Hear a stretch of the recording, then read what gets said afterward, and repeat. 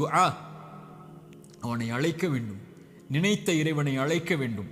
அழைப்பதுதான் சோதனைகளை நீக்கும்.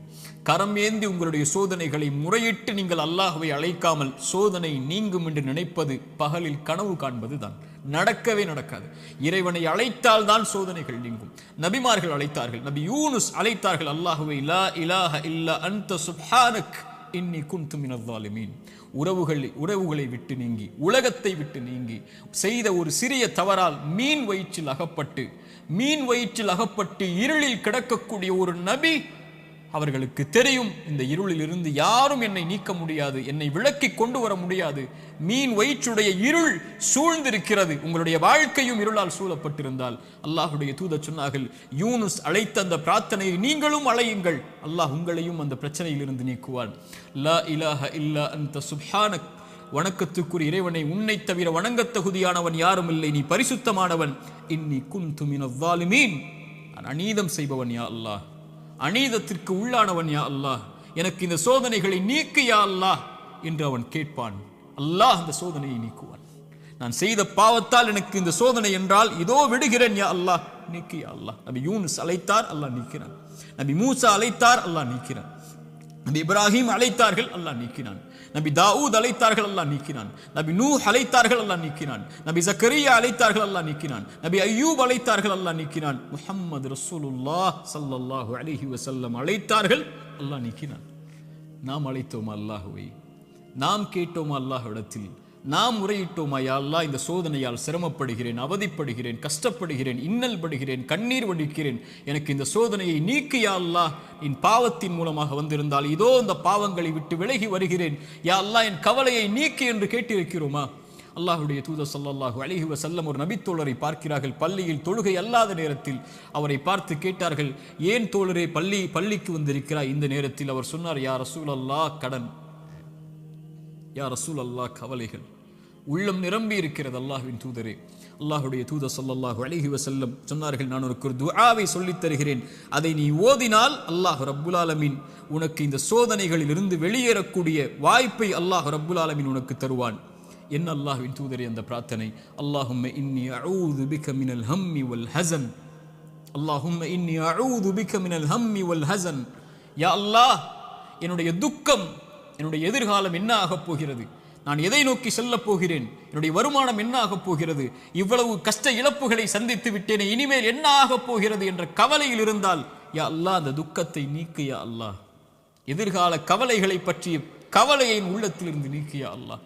வல் ஹஸன், என்னுடைய முன்னால் நான் செய்த பாவங்கள், முன்னால் என் வாழ்க்கையில் நடந்த நிலைகள், நான் சந்தித்த இழப்புகள், அதனால் என் உள்ளம் துவண்டிருக்கிறது. எதிர்காலத்தை பற்றியும் கடந்த காலத்தில் நான் செய்ததை பற்றியும் என்னுடைய உள்ளம் கவலை கொண்டு நடக்க முடியாமல், நகர முடியாமல் இருக்கிறேன் யா அல்லாஹ், அதை நீக்கு யா அல்லாஹ். எதிர்காலத்தை பற்றிய கவலையை நீக்கு, கடந்த காலத்தை பற்றிய நினைவுகளை நீக்கு, இனிமேல் வாழக்கூடிய வாழ்க்கையை சரிபடுத்து என்று இறைவனை அழைப்பான். அல்லாஹும்ம இன்னி அஊது பிக மினல் ஹம்மி வல் ஹஸன் வ அஊது பிக மினல் அஜ்ஸி வல் கஸல். யா அல்லாஹ், இயலாமை, என்னால் இனிமேல் என்ன செய்ய முடியும், என்ன இருக்கிறது என்னிடத்தில், எதை கொண்டு செல்லுவேன் என்ற பயம், இயலாமை என்னிடத்தில் இருக்கிறது. யா அல்லாஹ், கசல், சோம்பேறித்தனத்தால் சோம்பலில் இருக்கிறேன், என்னால் முடியும் யா அல்லாஹ், ஆனால் எழ முடியவில்லை, என்னால் இந்த சோதனைகளை கடக்க முடியவில்லை, என்னிடத்திலே தைரியம் இல்லை யா அல்லாஹ், தைரியத்தை கொடு, அதை செய்து முடிக்கக்கூடிய உறுதியை கொடு. வஅஊது பிக மினல் அஜ்ஸி வல் கஸல் வஅஊது பிக மினல் ஜுப்னி வல் புகுல். யா அல்லாஹ், கஞ்சத்தனத்தை விட்டும், யா அல்லாஹ் கோழைத்தனத்தை விட்டும், யா அல்லாஹ் கடன் என்னை மிகைப்பதை விட்டும், மனிதர்கள் என்னை ஆக்கிரமிப்பதை விட்டும் என்னை பாதுகாத்து விடு யா அல்லாஹ். இந்த அல்லாஹ்வுடைய தூதர் ஸல்லல்லாஹு அலைஹி வஸல்லம் அந்த துஆவை அந்த தோழருக்கு கற்றுக் கொடுத்தார்கள். இதை ஓதக்கூடிய வழக்கம் உள்ளவர்களாக மாற வேண்டும். இப்படி அல்லாஹ்வை அழைக்கக்கூடிய முறையிலெல்லாம் இதா சஅலக இபாதி அன்னி ஃபஇன்னி கரீபுன் உஜீபு தஅவத தாஇ இதா தஆன். அழைப்பவர்கள் அழைத்தால் அந்த அழைப்பிற்கு இவன் பதில் கொடுக்காமல் இருப்பதில்லை. அல்லாஹ்வின் தூதர் சொன்னார்கள், ஒரு மனிதன், ஒரு முஃமின் அல்லாஹ்விடத்திலே கரம் ஏந்தி அவனுடைய கரம் அல்லாஹ் கொடுக்காமல் கீழே விழுந்தால் அவன் கேட்பதை இறைவன் வெட்கப்படுகிறான் என்று அல்லாஹ்வுடைய தூதர் ஸல்லல்லாஹு அலைஹி வஸல்லம் சொன்னார்கள். அல்லாஹ்வை அழையுங்கள். கடைசியாக இந்த நேரத்தில் சுருக்கமாக சொல்கிறேன், மீண்டும் சொல்கிறேன், நோயால் சிரமப்படுகிறீர்களா, இழப்புகளால் சிரமப்படுகிறீர்களா, பிரிவால் சிரமப்படுகிறீர்களா, கடினமான காலத்தை வாழ்க்கையில் கடக்கிறீர்களா, ஒருபோதும் அல்லாஹ் உங்களை கைவிட மாட்டான். உங்களை விட இறைவன் உங்கள் மீது நேசம் கொண்டிருக்கிறான், கவலை கொள்ளாதீர்கள். நீங்கள் தனியாக ஒருபோதும் இல்லை. உலகமெல்லாம் உங்களுக்கு எதிராக இருந்தாலும் நீங்கள் தனியாக இல்லை. அவன் உங்களோடு இருக்கிறான். அவன் உங்களோடு இருந்தால், இந்த உலகத்தில் யார் உங்களோடு இல்லை என்றாலும், இந்த உலகமே உங்களை வெறுத்திருந்தாலும், உலகமே உங்களை புறக்கணித்தாலும் கவலை கொள்ளாதீர்கள். அது போதும் நமக்கு. இறைவன் உங்களோடு இருந்தால் அது போதும். உலகமெல்லாம் உங்களோடு இருந்து இறைவன் உங்களோடு இல்லை என்றால் அதைவிட நஷ்டமில்லை. உலகத்தில் எவரும் இல்லாமல் இறைவன் உங்களோடு இருந்தால் அதைவிட இன்பம் இல்லை. நபிமார்கள் உலகம் புறக்கணித்தது நபி நூஹை, ஆனால் நூஹோடு அல்லாஹ் இருந்தான். நபி தாவூதை உலகம் புறக்கணித்தது, அல்லாஹ் அவர்களோடு இருந்தான். நபி யூனுஸை உலகம் புறக்கணித்தது, அவர்கள் செய்த பாவத்திற்காக மன்னிப்பை கேட்டார்கள், அல்லாஹ் அதிலிருந்து அவர்களை பாதுகாத்தான். இப்ராஹீமை உலகம் புறக்கணித்தது, அல்லாஹ் அவர்களோடு இருந்தான். மூசாவை உலகம் புறக்கணித்தது, அல்லாஹ் அவர்களோடு இருந்தான். நபி அல்லாஹ்வின் தூதரையும் உலகம் புறக்கணித்தது, பெரும்பான்மை புறக்கணித்தது, அல்லாஹ் அவர்களோடு இருந்தான். லா தஹ்சன் இன்னல்லாஹ மஅனா. அல்லாஹ்வின் தூதர் அதனால்தான் சொன்னார்கள், கவலை கொள்ளாதீர், அல்லாஹ் நம்மோடு இருக்கிறான். அல்லாஹ்வின் தூதர் ஸல்லல்லாஹு அலைஹி வஸல்லம் ஒரு தாயை குறித்து சொன்னார்கள். போர்க்களத்தில் காணாமல் போய் கிடைத்த ஒரு குழந்தையை ஒரு தாய் தேடி வரும்போது அல்லாஹ்வுடைய தூதர் அதை எடுத்து கொடுக்கும் போது, அந்த தாய் அந்த குழந்தையை வாங்கி கட்டி அணைத்து அதற்கு உணவை கொடுக்கும் போது அல்லாஹ்வின் தூதர் நபித்தோழர்களை பார்த்து கேட்டார்கள், இந்த தாய் இந்த குழந்தையை நெருப்பில் வீசுவாளா? அந்த குழந்தை படக்கூடிய சிரமத்தை கஷ்டமாக உணர்ந்த அந்த தாய், தன் உயிர் போய் கிடைத்த வந்த மகிழ்ச்சியில் இந்த வாழக்கூடிய இந்த தாய் இந்த குழந்தையை நெருப்பில் வீசுவாளா?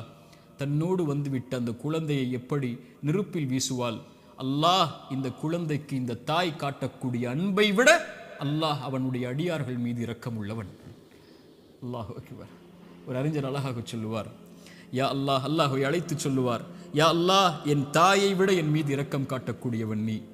என் தாய் நான் சிரமப்படுவதை, என் தாய் நான் நோயில் வாடுவதை, என் தாய் நான் கடனில் இருப்பதை, கடனால் கஷ்டப்படுவதை, என் தாய் என் செல்வ இழப்புகளில் கஷ்டப்படுவதை, என் தாய் என்னுடைய இழப்புகளில், பிரிவில், நோயில், சிரமங்களில், சோதனையில் கஷ்டப்படுவதை விரும்ப மாட்டாள். என் தாயை விட என் மீது இரக்கம் உள்ள நீயும் விரும்ப மாட்டாய். யா அல்லாஹ், அதை எனக்கு இரக்கம் காட்டு, இந்த சோதனையை நீக்கென்று அல்லாஹ்வை அழைப்பார்கள் அறிஞர்கள் இந்த ஹதீஸை கொண்டு. அல்லாஹு அக்பர். அல்லாஹ் உங்களை ஒருபோதும் கைவிட மாட்டான். அல்லாஹ் உங்களை ஒருபோதும் பிரிந்து விட மாட்டான். அல்லாஹுவின் பக்கம் வந்து விட்டால் அல்லாஹ் உங்களை ஒருபோதும் வேதனை அடைவதை, உங்கள் கண்கள் கண்ணீர் வடிப்பதை, உங்கள் உள்ளம் நெருக்கமாகுவதை, உங்கள் உள்ளம் உடைக்கப்படுவதை இறைவன் ஒருபோதும் பார்த்து கொண்டிருக்க மாட்டான். ஆனால் கடைசியாக சோதனைகள் இறைவனின் புறத்திலிருந்து வருகிறது. ஆம், ஆனால் ஒருவருக்கு சோதனை நன்மையாக வரும், ஒருவருக்கு சோதனை தண்டனையாக வரும். நபிமார்களுக்கு சோதனை வந்தது என்று சொன்னேன். எல்லா நபிமார்களுக்கும் சோதனை வந்தது. அந்த சோதனைகள் அவர்களை தூய்மைப்படுத்துவதற்காக, அவர்களை சுத்தப்படுத்துவதற்காக, அவர்களுடைய அந்தஸ்தை அல்லாஹ்விடத்திலே உயர்த்துவதற்காக, ஈமானில் அவர்களை உறுதிப்படுத்துவதற்காக, எல்லாவற்றையும் கொண்டும், உலகத்தை கொண்டும், மார்க்கத்தை கொண்டும், தீனை கொண்டும் அல்லாஹ் சோதித்துக் கொண்டே இருந்தான். அவனின் பக்கம் அவர்களை நெருக்கமாக்கி, அவனின் பக்கம் அவர்களை நெருக்கமாக்கி கொண்டு வருவதற்காக. அது நிஅமா, அது அருள். அந்த சோதனை அருள். அல்லாஹ்வுடைய தூதர் ஸல்லல்லாஹு அலைஹி வஸல்லம் அவர்கள் சொன்னார்கள், உலகத்தில் அதிகமாக சோதிக்கப்பட்டவர்கள் யார் என்று கேட்கும்போது நபிமார்கள், அவர்களுக்கு பின்னால் வந்தவர்கள், அவர்களுக்கு பின்னால் வந்தவர்கள் என்று சொல்லிவிட்டு சொன்னார்கள், அல்லாஹ் ஒரு மனிதனுடைய மார்க்கத்திற்கு ஏற்ப அவனை சோதிப்பான். யா அல்லாஹ், அவனுடைய மார்க்கம் நிலையாக உறுதியாக இருந்தால் அந்த உறுதியோடு, அந்த நிலையோடு சோதனையும் உறுதியாகும். யா அல்லாஹ். மேலும் சொன்னார்கள், அவனுடைய மார்க்கம் எளிதாக இருந்தால் சோதனையும் அவனுக்கு எளிதாகும். ஆனால் இறைவன் நாடக்கூடிய அடியார்களை இறைவன் சோதனைகளை கொண்டு, சிரமங்களை கொண்டு நெருக்கமாக்கி கொண்டே இருப்பான், இந்த பூமியில் அவன் பாவம் இல்லாதவனாக நடக்கும் வரை. யா அல்லாஹ், இந்த ஹதீஸை எப்படி விவரிப்பது இந்த சிறிய நேரத்தில்? இன்ஷா அல்லாஹ் வாய்ப்புகள் வரும்போது இந்த ஹதீஸை விவரிக்கிறேன்.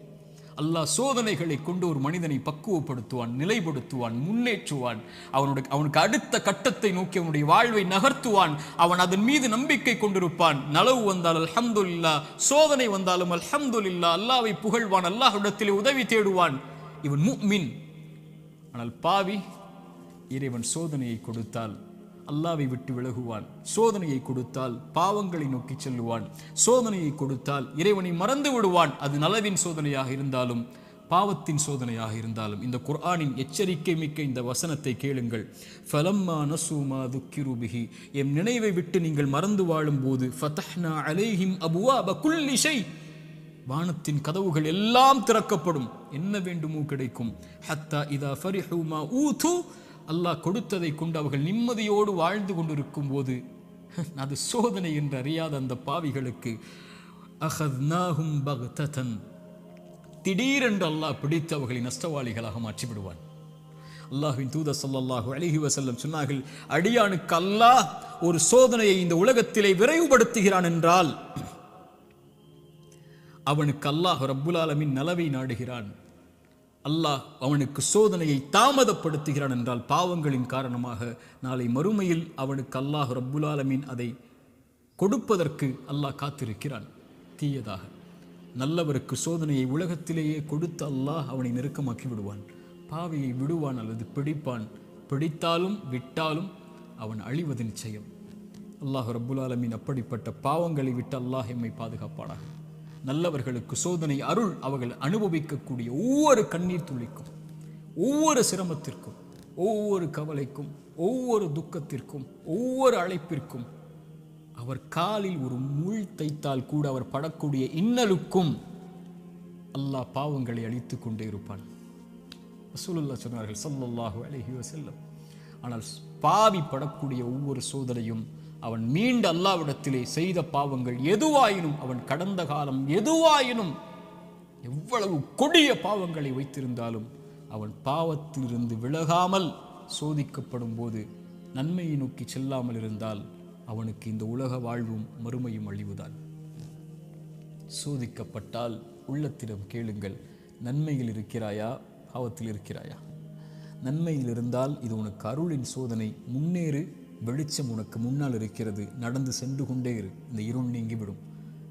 இருளுக்கு பிறகு பகல், துன்பத்திற்கு பிறகு இன்பம், நோய்க்கு பிறகு சுகம், இப்படி உலகம் மாறி மாறி உனக்கு கொடுக்கும். ஓடிவிடு நன்மையை தேடி. வெளிச்சம் உன் வாழ்க்கையில் விரைவில் வரும், மிகப்பெரிய வெளிச்சமாக.